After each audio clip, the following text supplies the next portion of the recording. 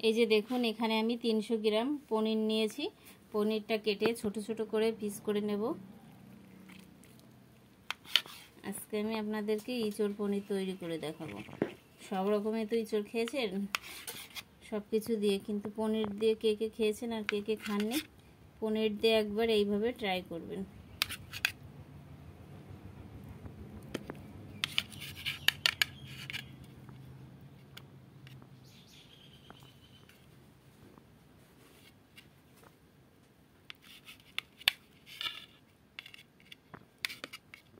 এইভাবে ছোট ছোট করে পিস করে নেব।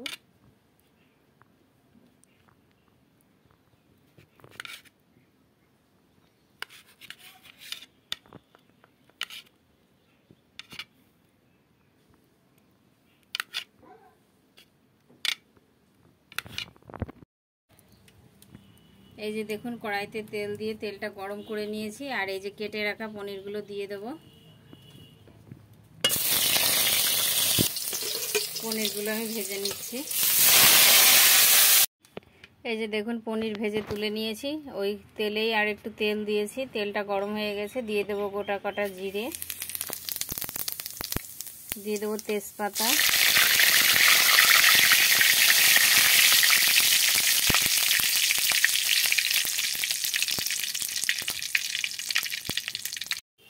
এবার এর মধ্যে দিয়ে দেবো কেটে রাখা ইঁচড়।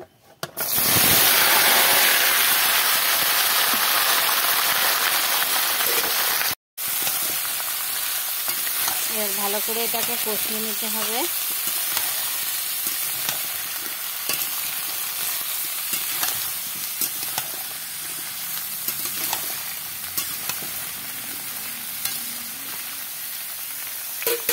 এবার এটা একটু ঢাকা দিয়ে দেবো। এবার এই যে দেখুন ঢাকনা আগলা করে আমি দিয়ে দেবো বেটে রাখা মশলাটা। এখানে জিরে, ধনে আর শুকনো লঙ্কা,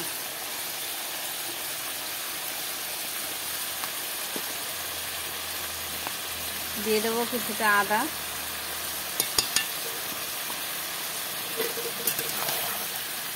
ভালো করে এবার এটা মশলাটা এর সাথে মিশিয়ে নেব।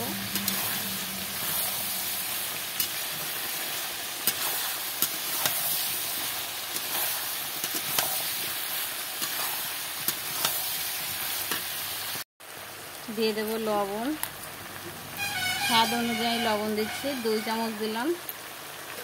দিয়ে দেবো কেটে রাখা একটা টমেটো, দিয়ে দিচ্ছি।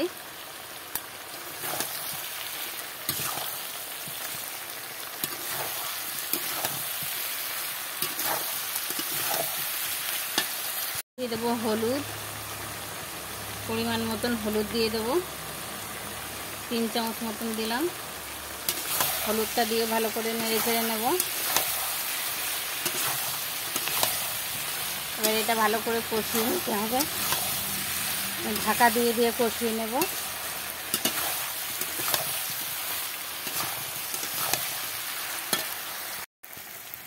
এই যে দেখুন কষানো হয়ে গেছে। এবার আমি জল ঢেলে দেবো। মশলা ধোয়া জলটা দিয়ে দিলাম, দিয়ে দেবো একটু গরম জল।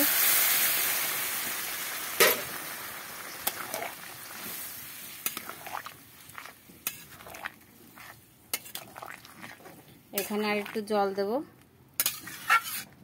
দিয়ে একটু ঢাকা দিয়ে দেবো। আর একটু জল লাগবে, কড়াইটা সোজা করে দেবো। এবার একটা গামলা দিয়ে এটা ঢেকে দিচ্ছি, ভালো করে ফুটিয়ে নেব। যে দেখুন গামলাটা উঁচু করে নিয়েছি, ঝোলটা ফুটে উঠেছে। এবার দিয়ে দেবো ভেজে রাখা পনিরগুলো।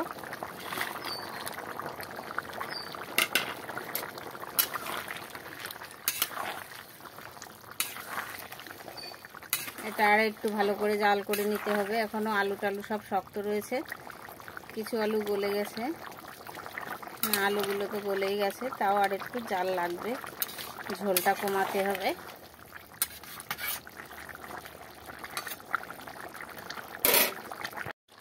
তাহলে এই যে দেখুন এটা কিন্তু সম্পূর্ণভাবে তৈরি করা হয়ে গেছে।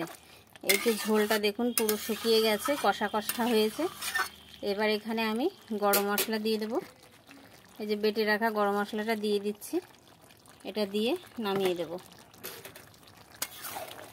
ইঁচড়ে বেশি ঝোল রাখলে ভালো লাগে না, সব সময় রাখতে হবে কষা কষা, তবেই দেখবে খেতে সুন্দর লাগবে।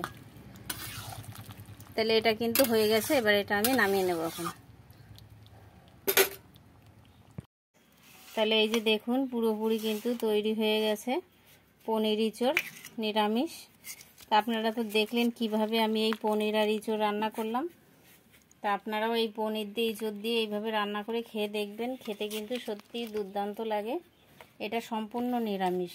এটা কিন্তু আপনারা ঠাকুরের ভোগেও এইভাবে রান্না করে নিরামিষ এইভাবে দিতে পারেন। তাহলে আপনারা তো দেখতেই পেলেন কিভাবে এই নিরামিষ পনিরটা আমি ইঁচড় পনির তৈরি করলাম। তা আপনারাও এইভাবে বাড়িতে একবার হলেও ট্রাই করে খেয়ে দেখুন, খেতে খুবই ভালো লাগে। আর আমার এই রেসিপিটা আপনাদের কাছে কেমন হলো আমাকে লাইক কমেন্ট করে কিন্তু অবশ্যই জানাবেন। আর চ্যানেলটিকে সাবস্ক্রাইব করতে ভুলবেন না। আপনাদের সাপোর্ট আমার খুবই দরকার, আপনারা আমাকে সাপোর্ট করবেন। এইভাবে আপনারা আমার পাশে থাকবেন। যারা কমেন্ট করেছেন তাদেরকে অসংখ্য ধন্যবাদ। তাহলে রেসিপিটা ভালো লাগলে বেশি বেশি করে শেয়ার করে দেবেন। আর যে বন্ধু আমার চ্যানেলে নতুন সে একটা সাবস্ক্রাইব করে দেবেন। তাহলে ভালো থাকবেন, সুস্থ থাকবেন। আর পাশে থাকা বেল আইকনটি প্রেস করে রাখবেন, ভিডিওটা সবার আগে আপনাদের কাছে পৌঁছে যাবে। তাহলে ভালো থাকবেন, সুস্থ থাকবেন। ফিরে আসছি অন্য কোনো রেসিপির সাথে। আজকের মতন এখানে বাই।